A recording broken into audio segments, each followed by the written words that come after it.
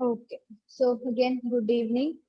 We'll be continuing the adolescent part, the adolescent stage, and hopefully we'll finish that today itself. And yesterday, what all did we discuss about adolescent stage? Amal, do you remember anything? Anything that you remember about adolescent stage? No, Hmm. you said adolescent. Hmm. Yes. No. I said you said about the adolescence origin. Adolescent, yeah, the word origin. Then. mm, Growth occurring during the adolescence. Yes, the growth, physical development we discussed. We discussed about primary and secondary sexual characteristics. Then we started with the cognitive development, which is the Piaget's stage in adolescence. In the beginning of adolescence, we have Piaget's last stage, which is anybody else? Formal operational. Normal operational stage. And we also discussed that in that stage, the adolescents engage in the logical thinking, abstract thinking, they form ideals, they form standards to which they have to live with. We all discussed about our role models, right? They fix that this is the ideal standard that they have to live up to, or they look up to some role models in their life. They set certain standards for their life and they try to achieve their goals according to that. And I told you we'll study something about the moral reasoning today. So the logical thinking, the way of logical reasoning, I think in this way that this is good for me, this is bad for me. I logically reason. I think with logic, and this influences our, the adolescents' moral reasoning also. I'll give you an example, and then you'll be clear about this. Um, let's take the current scenario itself, the corona scenario. And you as adolescents, you know that you shouldn't go out. You should wear your mask. You should not remove it from your mouth part. You should cover your nose also with the mask. You have to sanitize often. You should not have close contact with any others. That is, you have to maintain social distance. You all know all this. Again, uh, are you all really adhering to all these rules? Yes or no? How many of you have gone out in these 6 months? Unless it's an emergency. Other than the emergencies? No one. No, you're lying. You haven't gone out in 6 months? Rest of you? No. Okay, that's good. Elvina's gone. Okay, but why did you go out? If you can share with us. Shopping. Okay. Okay. Yeah. So generally, when we consider this is the situation of adolescents, and when I tell these rules and regulations to a 5-year-old kid or maybe a 6-year-old kid, then the way he or she might react to these rules and regulations might be different. I'll give another example. I mean, related to this itself. I when I was on a video call with my friend's sister's daughter. She's some 3 or 4 years old. I asked her to give a high five, but she showed namaste instead, and she told me that it's corona, I can't touch you. Even through video call, she is so much concerned. And to the same girl, I asked her if she could come and play with me, if she could come and meet me. And she again gave the same answer, no, it's corona, I can't go out, I'm not allowed to go out. So the point I'm trying to make is adolescents, they try to be a little bit flexible in terms of their moral reasoning. Hmm? But when we were in the childhood stage, that is children, generally adhere to the social norms, to the rules and regulations of the society. And whatever rules the parents are telling, they try to conform to that. They try to follow these rules and regulations as keeping them as total standards. They don't uh, become flexible towards these rules and regulations. Okay, but when we come to the adolescent stage, we become a little bit flexible. Another example I can give you, you know that copying in the during the examination is not good. It's not right. It's not allowed also. And you can get debarred if you are found out. You can get debarred for a few years from writing the examination. And again, if I'm telling the same thing to a child of age maybe 5 years or 6 years old, he or she might be really scared of it, and maybe prevent this may prevent himself or herself from copying an examination. But what about adolescents? They might take a bit of risk, and they might engage in all these behaviors. So even though they know that this is wrong, they might be a little bit flexible in terms of their moral reasoning. They might decide according to their own personal experiences whether this is right or whether this is wrong. Even though there is a rule that copying is not allowed or copying is not good for you, even though there is a rule existing, the adolescent, what they try is they try to modify these rules and regulations. They try to be flexible in terms of moral reasoning. Okay, and you do that according to the logical thinking. You analyze the situation. The teacher is watching. I can switch off my video. I can tell that there is a technical error. I can tell that my connection is poor. Yes, yes, you can relate to this, no? Very easy example. Okay, so that's about the moral part. And in adolescent stage, it's unlike the other stages. In the other stages, we had separate cognitive development, we had physical development, we had social emotional development. But in this particular stage, everything is given in a mixed fashion because most of the things are interrelated. So we don't have particular headings for this. This was this topic, that is moral reasoning, the flexibility in moral reasoning. This comes after the hypothetical-deductive reasoning in the cognitive development. Okay. And yesterday I told you one more thing, that is there are two new terms coming up in the cognitive development. Do you remember what egocentrism was? Egocentrism. Anyone? Check your lecture notes. Egocentrism. Child thinks that if he or she falls down, the floor has hurt her. That is animism. That the wall has an life-like properties. That is related to egocentrism, but exactly that is animism. We have something related to that in egocentrism. Self-focus. Excessive self-focus. That is egocentrism. Okay. And related to that, in adolescent stage also, we have a special kind of egocentrism. And the person named David Elkind, please note, David Elkind, David Elkind. Share this.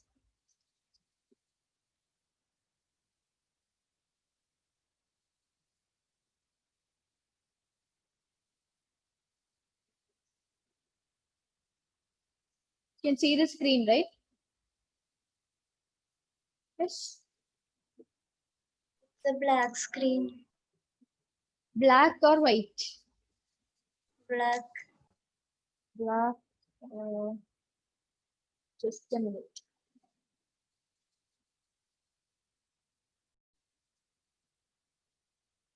Okay. So imaginary audience and personal fable is clear, right? Yes. Who can tell me what imaginary audience is? If you have understood.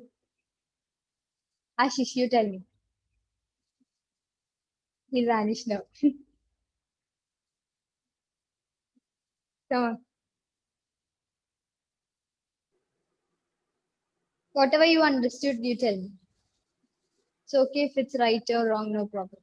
We are thinking here the central point of Ah, central point of view. point view of others. Others.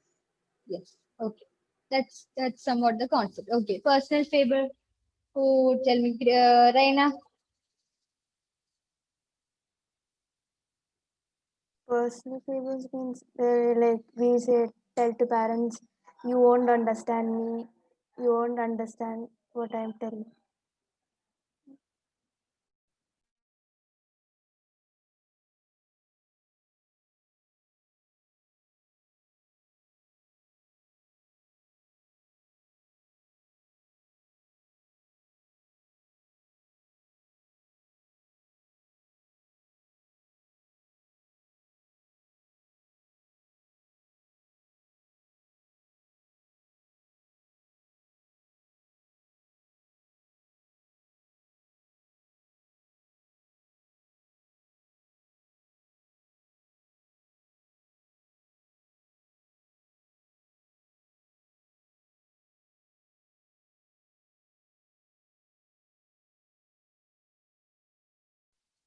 We had a power failure 2 times in a row.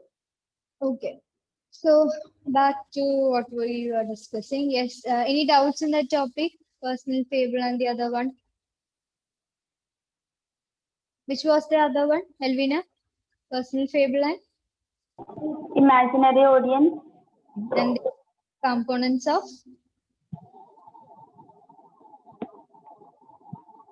right.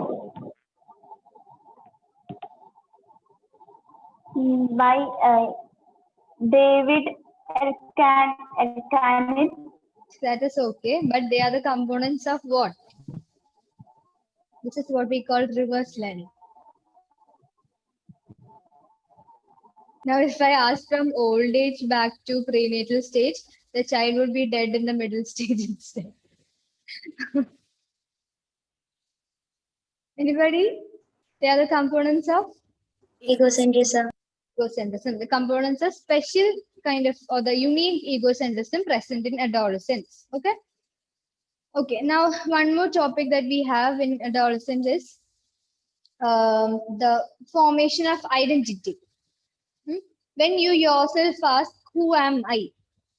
what answer do you get? Ask yourself, "Who am I?" and tell me what answer. What answer do you have to answer yourself?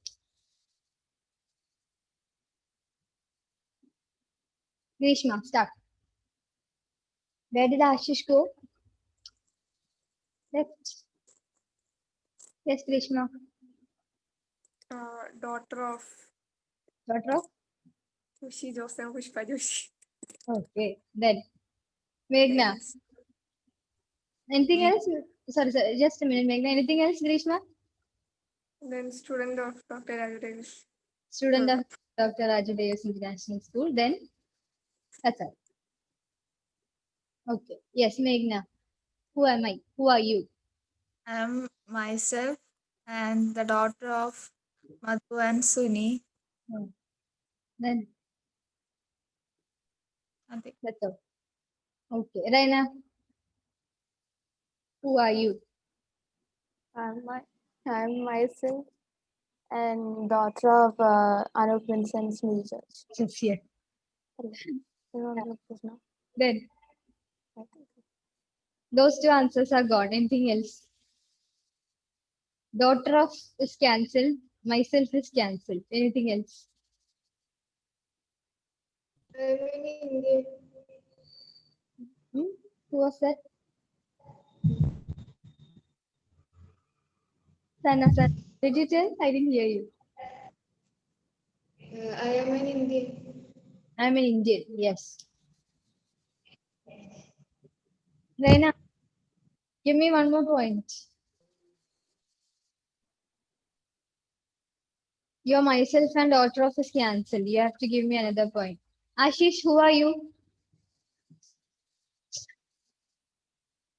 Who are you?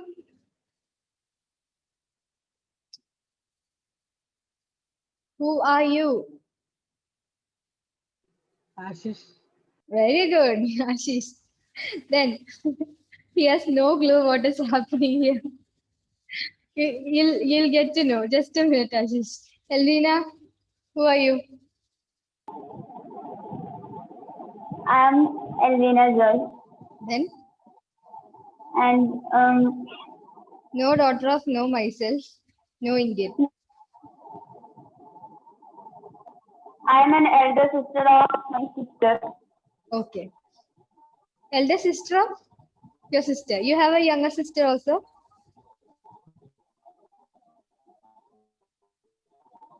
She got stuck. Okay, Amal, who are you? I'm expecting something different. Yes. A human who's living on the earth named Ahmed. A human who is living on the earth and Ma'am, name Ahmed. name Amal. Okay, very good. Then Aishwarya. The first thing that comes to my mind is my name. Yes, Aishwarya Sunil Kumar. Anything else? A person who loves dance and music. Okay. Then anybody who wants to add anything else? Who are you? Ashish, anything else to add?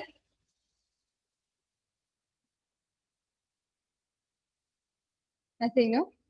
Okay, so this usually forms the identity. The answer to the question, who am I? When you ask that to yourself, the answers that you get, that forms your identity. Your name, that is the first identity that you are having on this earth, probably.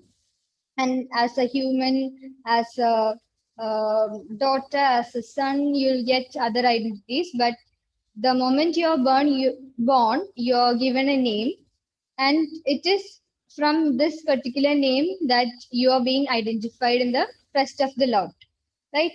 Now, if I stand here and I call out the Indian, there are too many Indians here, right?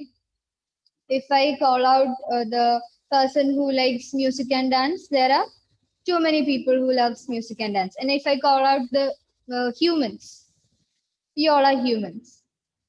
And so the name is the unique identity that you have. The name with your the first name, last name, middle name, everything put together. That is the main identity that you have. And identity in psychology, the term identity, what that refers to is the answer that you get when you ask to when you answer to the question, who you are, who am I, and that might include your beliefs, your commitments, your values, all the things included. You might have answered, I'm an honest person, I'm a very loyal person, I'm a very humble person. All these are your values and your qualities. So that might come. Then commitment. Your commitments, the Indian, being a very patriot towards your country. That is commitment. So your commitments, your values, your beliefs, everything comes under your identity. Okay. So that identity formation, that is a very crucial thing in the adolescent stage. You might form your identity being influenced by your parents, being influenced by your peer group, that is your close friends, being influenced by your elders, being influenced even by your younger ones. Okay, so all these socializing agents, I would call them. Do you remember that socializing agents? Okay, all these set of agents have very important role in forming your identity. Okay, you learn different things from them. You teach them different things. You learn different skills from them. You try to understand your own self and to make your own identity. So in Erikson stages, we learn different stages in different. Erikson stages in different developmental stages, like trust and mistrust. We learned when we learned attachment, right? The child forms the who is very attached to the parents, who has a secure environment. They develop trust, and otherwise they develop mistrust. Similarly, in this stage, we have something known as identity versus identity confusion. Write down that.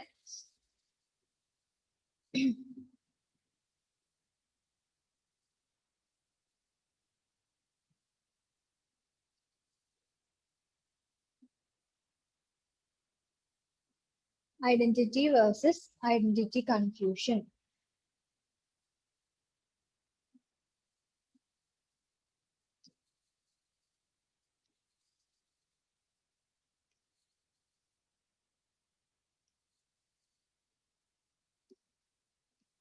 This stage, what happens is, I mean, these are the two possibilities that can happen in the adolescent stage. And either the adolescent can form a proper identity, or he or she can engage in the stage or get into the stage of identity confusion. So we have different identities. Just when we introduced into the chapter, I told you there are situations when you are considered as a child, and there are situations when your parents tell that you can't act like a child, you have to act mature. You're soon to be an adult, so you can't be acting like a child. So that creates an identity confusion. But adolescents who really can cope up with these conflicting identities, who can really find out who they are, who can really adjust to these stressful situations, they form a proper identity. And adolescents who are really confused and who are really finding it difficult to cope up with these child stage and the soon to be adult stage, they will have something known as identity confusion. Understood? They are the two stages in Erikson's psychosocial stages of development. And one is identity, one is identity confusion. In identity, what happens is the child or the adolescent properly forms his or her identity, understands the self more, and is very open to all the situations. He or she can handle or cope up with all the conflicting identities that he or she is having at the adolescent stage. But in contrast, in identity confusion, what happens is, as the name suggests, the person is confused, totally confused. Okay, understood? Yes. I think it's almost time. Should I take the small one more topic left, or should I leave you?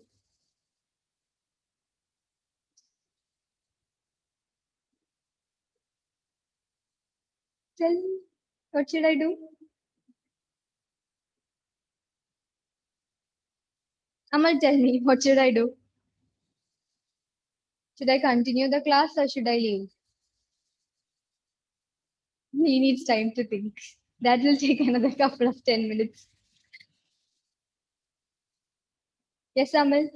Everybody is waiting for your Ma'am, your wish. My wish. I'll ask someone else. Ashish, what should I do? We'll finish adolescence if I take the small portion also. Otherwise, we'll continue with adolescence in next class. What do you want? Don't tell my wish. Majority. Huh? Majority നോക്കാം. What? Majority. What is he telling? I can't hear. Majority. Majority. Okay. Who all wants to continue the class now? Put your hands up.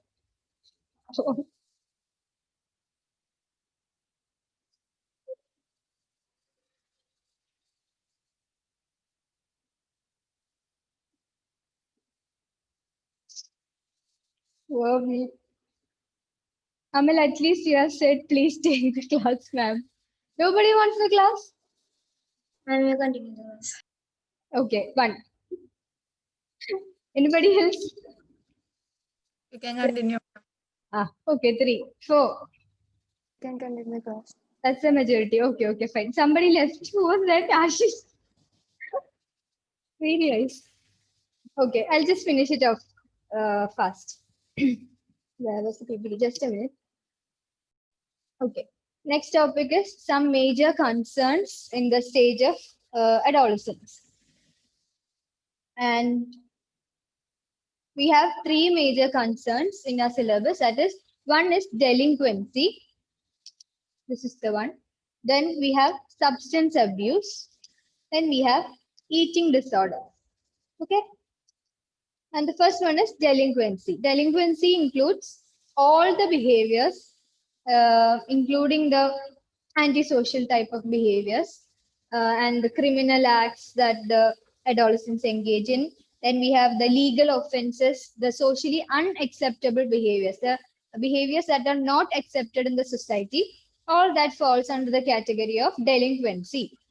Some of the examples are given in your textbook are truancy. Truancy means absenteeism from school. That is, without permission, they are taking leave from school, or they are not going to school when they are supposed to really go to school. That is truancy. Then we have running away from home. Without any prior notice, they run away from home. The adolescents. Then we have stealing or burglary, stealing something from someone. And we have acts of vandalism. Vandalism, vandalism, vandalism. That means causing any damage or destruction. Please note if you want, causing any damage or destruction to the private or public property.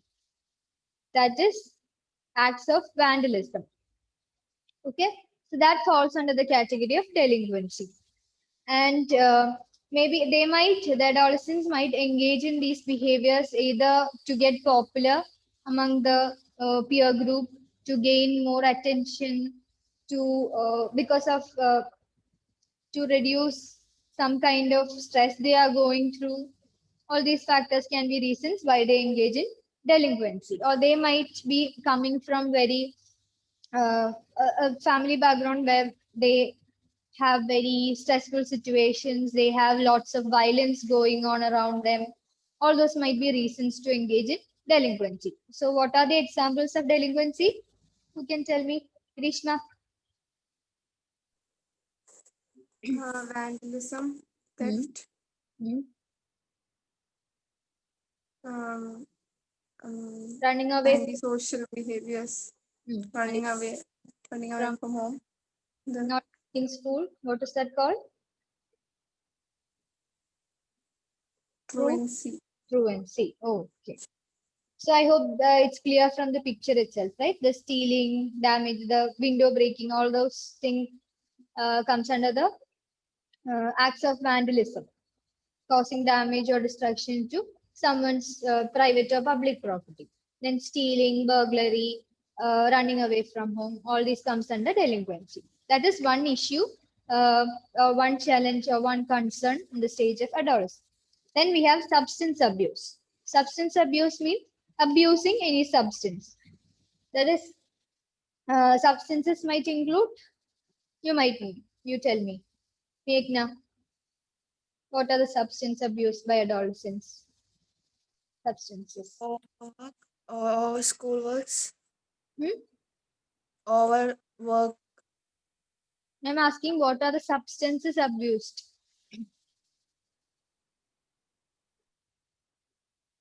Don't know. For example, drugs. Anything else? anxiety, Alcohol. Then tobacco, nicotine. Aware of all those, right? Yeah. So the abuse of all these substances, that is also a concern of the adolescent state. So why do they engage in such abusive behaviors? One is boredom. They might be bored and so they go and engage in such behaviors. Then peer pressure. Your friends might ask you just for fun, just to have fun or to start drinking or to start smoking. The peers might pressurize you. Then social anxiety. Have you seen the movie, what was that? Pranjiyatan and the Saint. Before giving the speech, the person goes and drinks alcohol, right? That is to reduce social anxiety. That might be one reason. Then trying out new things just because of curiosity, they might try new things and finally they might end up being addicted. Then boost concentration and grades. But essentially, the addiction, the substance abuse reduces our cognitive capacity. as time passes by. That is the real fact, but they don't understand. Okay, control weight. That is also one reason why they engage in substance abuse. And there is a common thinking that when you drink a lot, the digestion, you don't feel hungry much.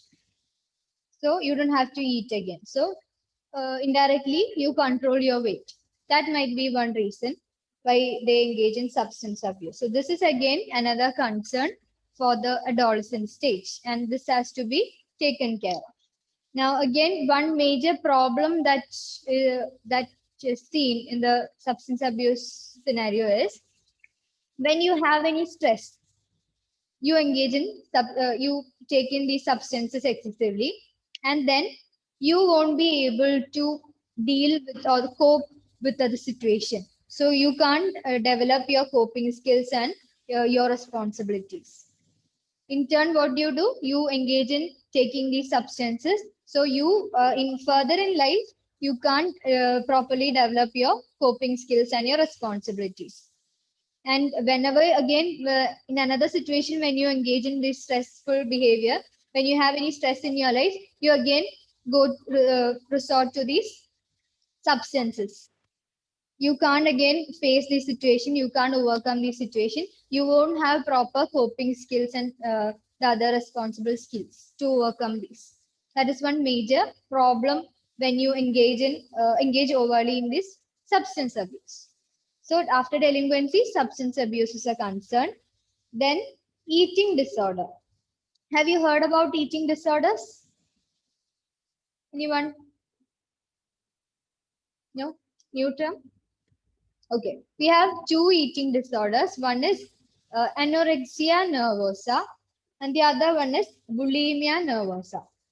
Anorexia, I'll give you the spelling. A-N-O-R-E.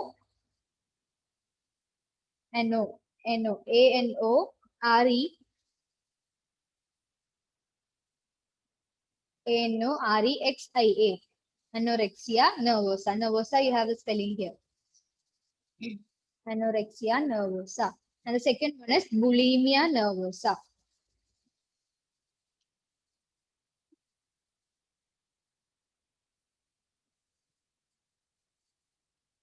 And anorexia nervosa, what happens is, this is the thing that they have in mind. Even though they have become so much slim and so very thin, they think that they are fat. And what they do is, they don't eat properly. They engage in frequent starvation. They starve for days and weeks. Okay, and their skeletal system come out actually.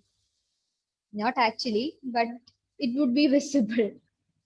They'll reach such a stage that their skeletal system is visible outside. And even though the ribcage and all is seen outside, they keep on starving.